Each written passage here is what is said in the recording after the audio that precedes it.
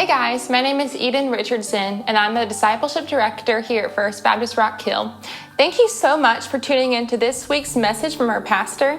We are so excited as you listen to see what God's going to do through your life. Be sure to also like and subscribe to our YouTube channel for future sermons, and we can't wait to see what God does today in you as you listen to this message. This morning, yeah. And all the reasons Jesus is worthy of us praising him and giving him glory are the same reasons that what is on that banner is true. He's too good for us to keep to ourselves. And we want to tell him how good he is, brag on him, but we also want to brag on him to other people. That's what witnessing and having gospel conversations is all about, is letting other people who don't know Jesus know just how good he really is. And so I encourage you to do that every day. Be praying for God to give you opportunities and invite someone to come to church with you next Sunday. Well, today I want to continue this 4-week teaching series on legacy and begin by asking a question. And for me personally, it's interesting to see the differences in the three services as I ask this question. So here's the question. How many of you definitely know who Billy Graham was? Raise your hand. You definitely know. All right, that's a slight majority of the congregation this morning. Meaning there's about 35-40% who aren't certain who he was. And as each year passes, that's just reality. That's how life works, isn't it? Billy Graham, for those of you who don't know, very famous evangelist, Southern Baptist, preached to more people in his lifetime than anyone else that's ever lived. Filled stadiums, football stadiums, with people to hear the gospel. And throughout his ministry, there was never a scandal associated with him related to money or sex. He was very devout, and he took precaution to make sure everything was above board and nothing could ever hinder the gospel or his reputation when it came to money or any impropriety of any kind. That same thing cannot be said of one of his grandchildren. Tullian Tvijan, until some years ago, was a prominent Presbyterian pastor in Florida. In 2015, 3 years before his grandfather, Billy Graham, died, Tvijan had to resign from the church he pastored. It was a large church. Had to resign because he had an affair.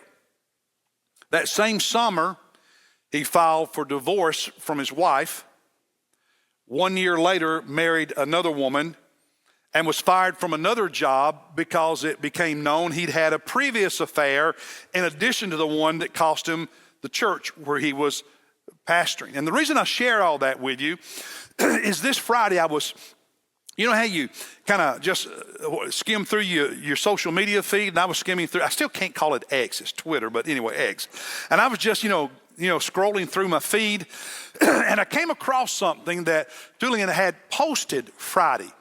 I'm not going to share all of it with you, excuse me, because I think what he said toward the end of this post was kind of self-serving. But what he said at the beginning is something I want you to see. Here's what he wrote on X. He said, in 2015, in a season of self-destruction, I lost everything. I hurt people who loved me, shattered the trust of those who looked up to me, and broke my own family. At 41 years old, I wrecked my life. The night my granddad, Billy Graham, died 7 years ago, and again, that was in 2018, he said, I sat in the weight of it all. His legacy, my failure, the vast gap between the two. The vast gap between the two. Living in the legacy, in the shadow, living in the shadow of a great man is not always easy. Has its challenges, right? And I want to talk about that today.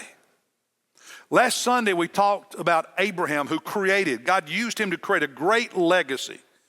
God said, Abraham, through you, I'm going to bless all the world. I'm going to, through your descendants, build a great nation, make a great people, and through them bless the world. And that's what happened with Jesus, the Messiah, being born a Jew. God kept that promise. And he said, it's through your descendants. And Isaac is a man who was Abraham's son. And can you imagine, you're the son of a man who is so famous and created such a great legacy. And so last week we talked about how do you start a legacy and how do you pass it on? Well, today I want to talk about you're the son, you're the daughter of someone who started a great legacy. And you have to live in the shadow of that. How do you do that? And it's not so much talking about how do you live in the shadow of it, but how do you do that well?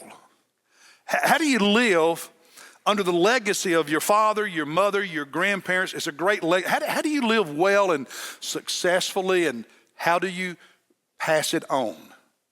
So we're going to look at Isaac, Abraham's son, today and learn some lessons about that. Open your Bible, please, to the book of Genesis, chapter 21. Genesis chapter 21. These 4 weeks we're looking at the Jewish patriarchs, Abraham, Isaac, Jacob, and Joseph. Today we're looking at Isaac, Abraham's son, who had to live in the shadow of what his father Abraham started. And I think there's some great lessons we can learn from Isaac. I think if you listen carefully, you will be encouraged today. I think you will be encouraged. That's what I want to do. Genesis 21, we're going to start with the birth of Isaac. Let me see your Bible. You have it with you? Hold it up, hold it up, hold it up. Always bring the Bible with you to worship. Thank you. Genesis 21, verse 1. Now the Lord took note of Sarah, that's Abraham's wife, as he had said, and the Lord did for Sarah as he had promised. He promised that even though she was very old, about 90 years old, think about this, she would give birth to a son who would carry out the promise of God. Verse 2, so Sarah conceived and bore a son to Abraham in his old age. He was about 100. Here's something I want you to just get from that. God doesn't always do everything on your timeline. He does it on his, and his is always right. Verse 3, Abraham called the name of his son who was born to him, whom Sarah bore to him, Isaac. Then in verse 4, when he was 8 years old, Abraham circumcised him. And then down in verse 8, the child grew and he was weaned, and Abraham had a party. So that's the beginning of Isaac's life. Now I want you to jump ahead a number of years and chapters in Genesis and turn over to 36, or 35 rather, Genesis 35. Look at toward the end of the chapter, verses 28 and 29. Now the days of Isaac were 180 years. So he lived to be 180. So in between Genesis 21 and Genesis 35 is 180 years. Verse 29, Isaac breathed his last and died, and was gathered to his people, an old man of ripe age, and his sons Esau and Jacob buried him. Now, you just read the beginning and end of Isaac's life, 180 years. The chapters in between cover those 180 years. Now, here's a question I want to ask you. Can anyone in this room name one great thing Isaac accomplished? When we talk about his dad Abraham, had faith to leave Mesopotamia, Ur of the Chaldeans, and move to a place he'd never been before and start over. He became the father of the Jewish people, had the faith to be willing to obey God, to sacrifice his son when asked. We could tell story after story about Abraham, and there have been movies made about Abraham. Abraham's grandson, Isaac's son, Jacob. Man, can we tell stories about Jacob, good and bad, right? And then Jacob's son, Isaac's grandson, Joseph, became second in command in Egypt and saved the Egyptians and the Jewish people from starvation during 7 years of severe famine. There have been a lot of movies made about Joseph. Any of you ever seen Joseph in the Amazing Technicolor Dreamcoat? It's got great music in it, by the way. I like Pharaoh as Elvis. Some of y'all you've not seen it? You need to see it. But what about Isaac? I mean, Isaac is like, here's this movie, okay? And you have all these great characters. You got 3 or 4 leading characters, and they're heroes, and they're doing great stuff. And then there's this character. He's there in the movie, all the way through the movie, but he's just kind of there. That's Isaac. I mean, we can tell all these great stories about his dad and his son and his grandson, but Isaac, anything coming to mind? Any great stories, any great accomplishments, achievements coming to mind when you think about Isaac? In fact, I have a sermon I preached in this church years ago when we were still downtown. It was about Isaac, and I titled the sermon, "It's Okay to Be Ordinary." Because that seems to be Isaac. He had this great legacy of great deeds from his dad. And he's got to live in the shadow of that and pass on the legacy. And yet there's no great stories in Genesis about him. In Genesis 22, the whole chapter is about God saying, Abraham, go up to Mount Moriah and offer your son Isaac, your only son, through whom I'm going to send the blessing. Offer him as a sacrifice to me. And he takes him to Mount Moriah, and right as he's ready to strike with the knife, God stops him and gives them a lamb to sacrifice instead. And by the way, Mount Moriah, where that takes place, is the same place that centuries later Solomon would build the temple and Jesus would be crucified, so there's some real symbolism there. That's Genesis. Isaac's just a little boy.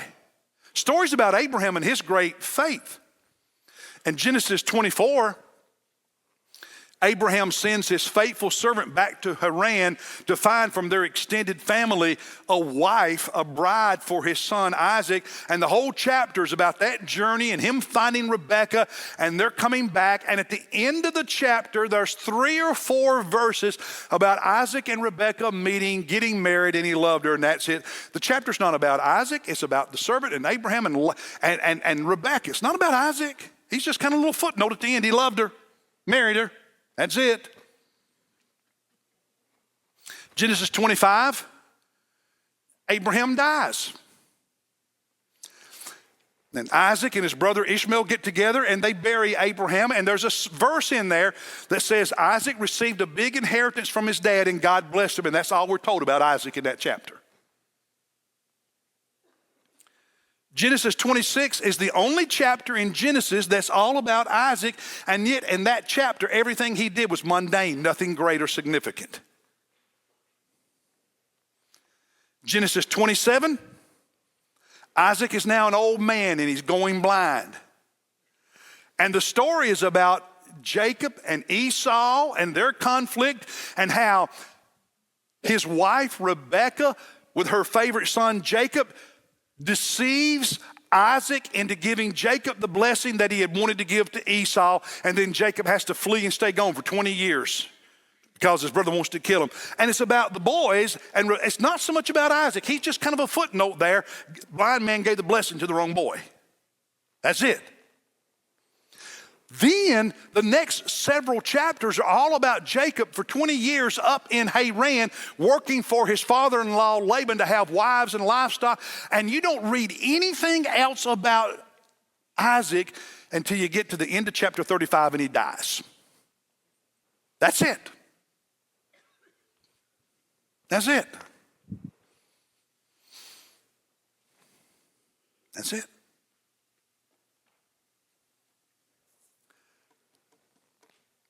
That's the point. How do you live in the shadow of a great legacy? Not just live in it, but live well and pass it on. You don't try to do great things for God. Listen to me. You don't have to do great things. You don't have to do what your father or mother did, what your grandfather or grandmother did. You know what you have to do is be faithful to the call of God on your life, to be the person God's calling you to be as a disciple, and to do the things God is calling you to do, and that's it. And Isaac did that well. You know, when you try to live up to this great expectation that everybody has, you try to outdo someone. If you're not careful, that opens you up to temptation and can cause your character to be corrupted. I think in part that is what happened to Billy Graham's grandson. I'm going to outdo my dad. I'm going to outdo my mom. I'm going to outdo my grandparents. I'm going to outdo my brother. I'm going to outdo my sister. I'm going to outdo this person, that person. I'm going to do these great things for God. And what you don't realize is that in trying to do that, if you're not careful, your heart and your motivation, your life gets corrupted. Because God's not calling you to do what somebody else did. God's calling you to do what He's asking you to do, and that's it. God's calling you to be faithful to His plan for your life. And His plan for your life may involve you doing some extraordinary things, or it may not. But you see, it's about us being faithful to Him and accomplishing in His kingdom, for His sake, for His glory, what He asks us to do, to play our part in it, not to play somebody else's part. When you try to play somebody else's part, when it comes to this whole legacy stuff, eventually you're probably going to struggle and maybe even mess up. God's not calling you. He didn't call Isaac to be Abraham. He called Isaac to be Isaac. And Isaac did that well. It wasn't because of great things. It's because of the person he was and how he was faithful. Back before Isaac was born in Genesis chapter 17, verse 19, God is talking to Sarah and Abraham when they're old. And they're thinking, we're too old. And God says, no, listen to me. I'm going to give you a boy. You'll name him Isaac, and it's through him that I will establish and continue my covenant with you and be a blessing to the world. It's going to happen. And it did happen. Just like God said, and Isaac was faithful. Have you noticed Isaac's always listed in the list of the patriarchs of the Jewish people? Abraham, Isaac, and Jacob. You jump ahead a few centuries, and now the Jewish people, the descendants of Abraham and Isaac and so on, they're multiplied by many thousands. They're living in Egypt, and they've become slaves. God raises up this man named Moses, sends him down to deliver them to freedom. God speaks to Moses at the burning bush on Mount Sinai to send him to Egypt. And do you remember what God said to Moses at the burning bush? He said, Moses, this is in Exodus 3, he said, I am the God of your father, the God of Abraham, the God of Isaac, and the God of Jacob. You jump ahead several centuries to the New Testament and the life of Jesus. On multiple occasions, Jesus mentioned the God of Abraham and the God of Isaac and the God of Jacob. That's pretty good company to be included in. It must mean God thought Isaac did something okay, because he wasn't excluded from the list of the patriarchs. He fulfilled his part in the plan. He fulfilled his, are you hearing me, church? Not by doing what his son or grandson would do, not by doing what his father had done, but doing what God was wanting him to do by fulfilling his part in this whole eternal plan of God's kingdom. And that's all God asks of any of us. God's not asking me to be anybody else, to do what anybody else does. God's asking me to be faithful to what He's calling me to do, and God's asking the same thing of you. That's it. And when we can be the disciple He's calling us to be and do the things He's calling us to do, it's going to work out. He's going to fulfill His purpose.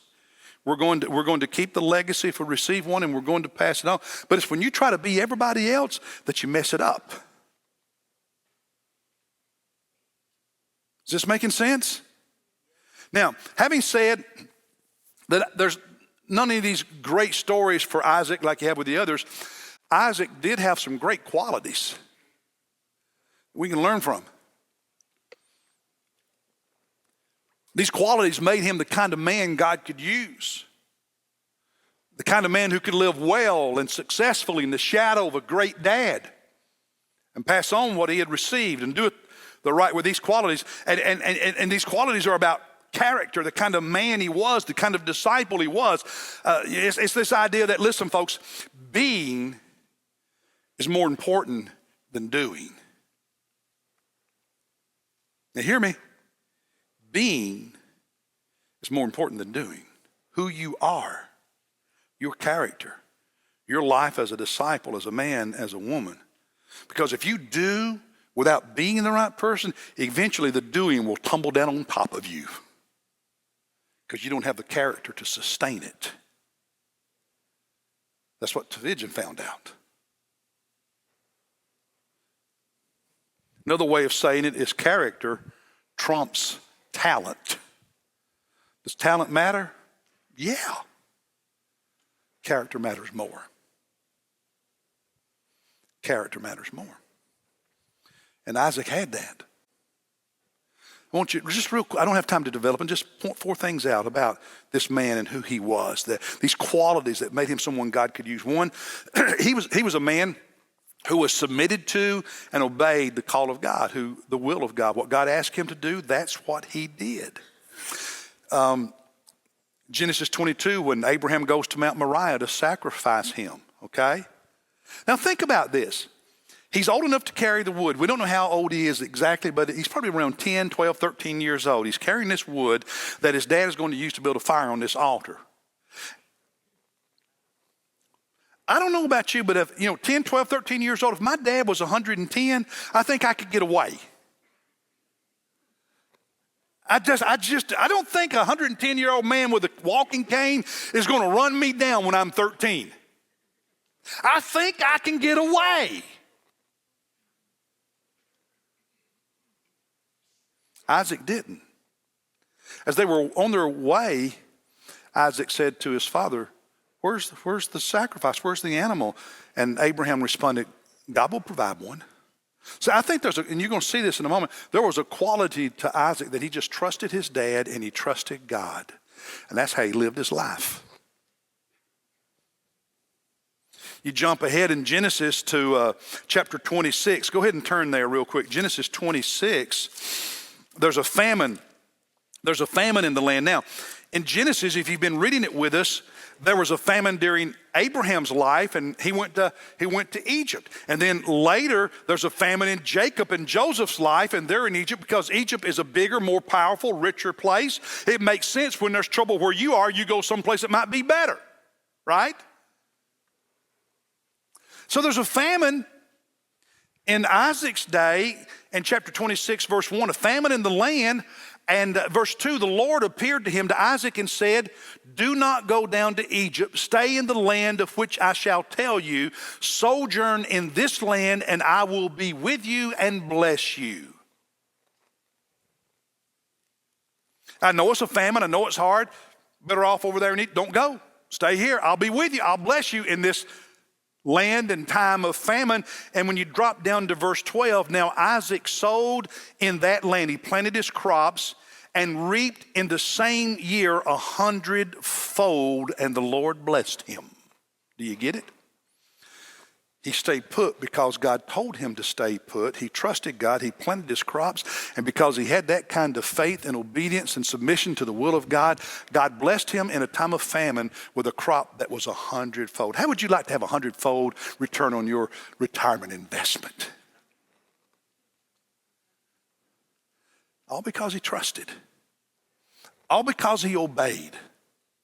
Did what God said. That's the kind of man he was. And you see these examples. Look at the end of the chapter, verse 25, near the end, verse 25. So he built an altar there and called upon the name of the Lord. He's a man of worship who loves God, who trusts God, who obeys God, who does what God says. Even if God's not asking him to do anything great, he obeys, and God takes care of stuff. That's the first quality. You want to pass on the legacy that you received. You're living in the shadow of a great legacy. How do you start doing that? Well, just love God, worship God, obey God, serve God, do what he asks you to do. Just do what he tells you to do. That's it. That's foundational. That's where it starts. The second great quality about this man who did nothing great, quote, quote, is he was a man of peace. In chapter 26, over in verse 15, the Philistines started filling in all the wells that his father had dug where they were getting water for their family and livestock. They fill in all the wells. And he's so powerful that the king of the Philistines says, hey, we'd really like it if you would move and go somewhere else. There's other wells as you continue reading down there in verse 18, and they fill in those wells. They dig wells, they fill in those wells. And then finally, eventually down in verse 22, Isaac moved away from there and dug another well, and they did not quarrel over it. So he named it Rehoboth. That's the reason you have some Rehoboth Baptist churches and stuff. For he said, at last the Lord has made room for us, and we will be fruitful in the land. Now I want you to catch that it said in there, they wanted him to move because he was too powerful. He was more powerful than the Philistines who were fighting with him and filling in the well. You ever known somebody who they just love to fight? Have you ever known someone who just always had to win? Now here's the thing. If you're the kind of person that always has to win, eventually you're going to lose. And if you're the kind of person who has to always fight, you like to fight, you're always going to fight, sooner or later you're going to come up against somebody who's going to whoop you.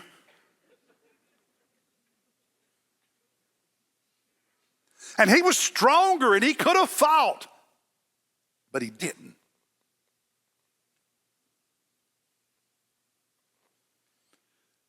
I'm not saying there's never a time to fight. But I am saying there's something special about someone who knows how to get along with people and doesn't have to win every time they turn around.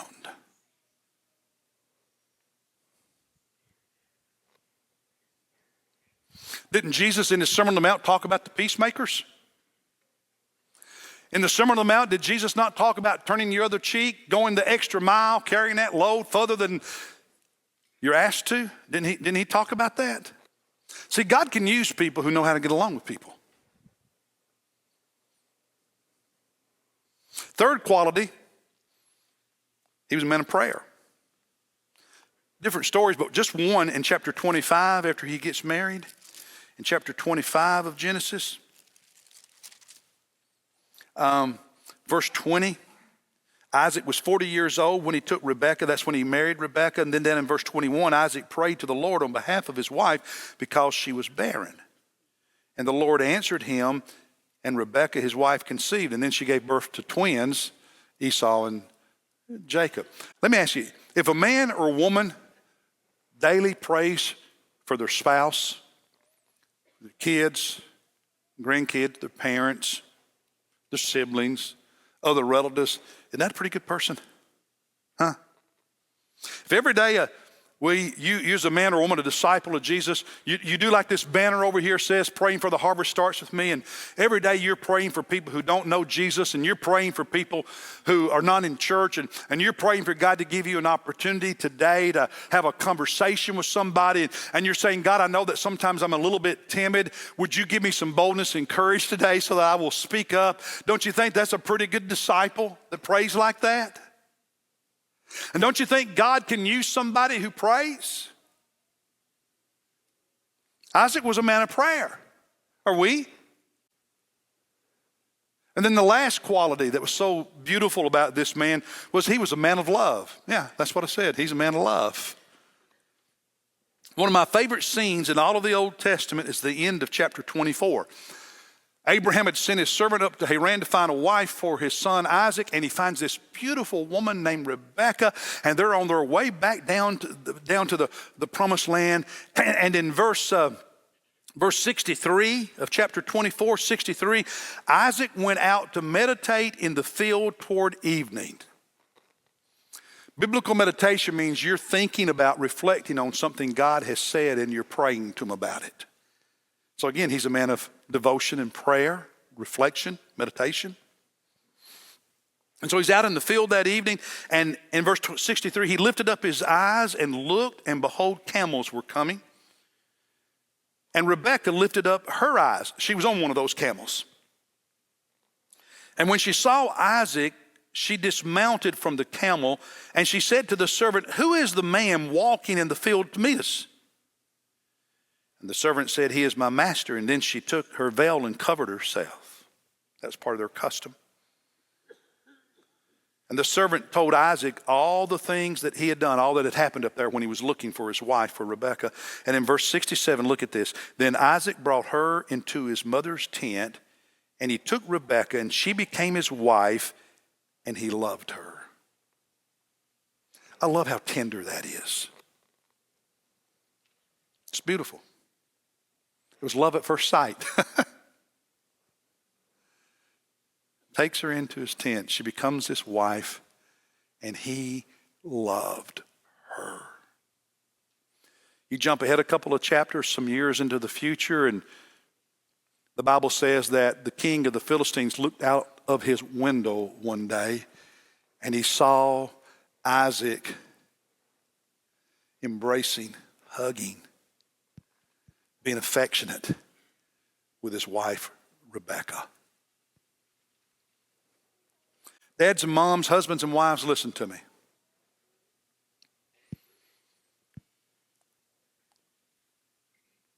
Feeling love is not enough. You have to show it.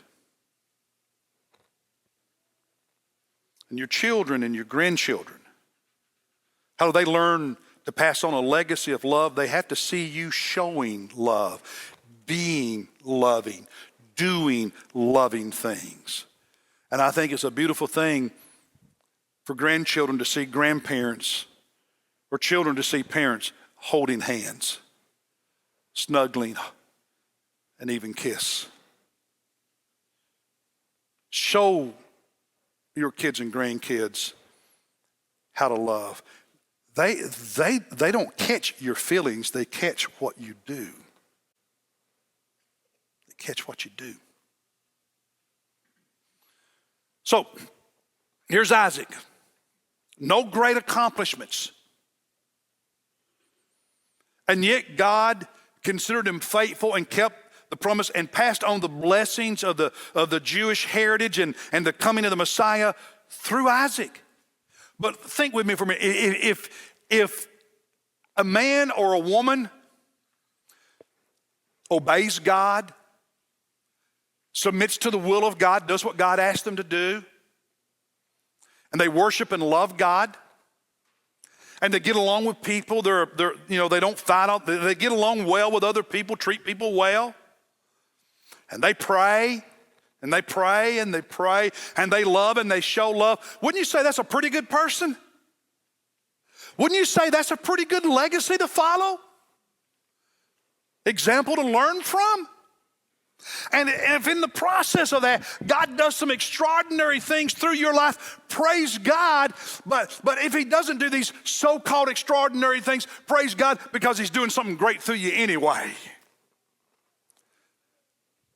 That's how you live in the shadow of a great legacy. Well, let God do what God's going to do. You don't try to do your stuff. You let God do his stuff, and you just be faithful. God will take care of all that other stuff. And I'll close with this. You know what God thinks of Isaac? Over in the New Testament book of Hebrews chapter 11, we call it the Faith Hall of Fame. There's one verse that talks about Isaac. And here's what God says. Look at this on the screen. Here's what God says about Isaac. By faith, Isaac blessed Jacob and Esau, even regarding things to come. And back in Genesis, he pronounced a blessing on both of his sons regarding their future. God said, you did a good job passing on to your kids what I wanted you to pass on to them. And it was your faith. Your faithfulness. By the way, it's the same word for faith and faithfulness. You get it? Faith shows itself in faithfulness. Faithfulness grows out of faith. It's the same word. Not in English, but in the biblical text. By his faith and by his faithfulness, he was able to bless his boys and pass on what he had inherited. Fulfill his part and the plan of God. And listen, brothers and sisters, that's all God's asking of you. Just be faithful to be the disciple he's calling you to be. And don't worry about how you compare to any others. how what you accomplish compares to any others. You just be faithful to what God's calling you to do and to the person he's calling you to be as a disciple of Jesus Christ, and you will do it well.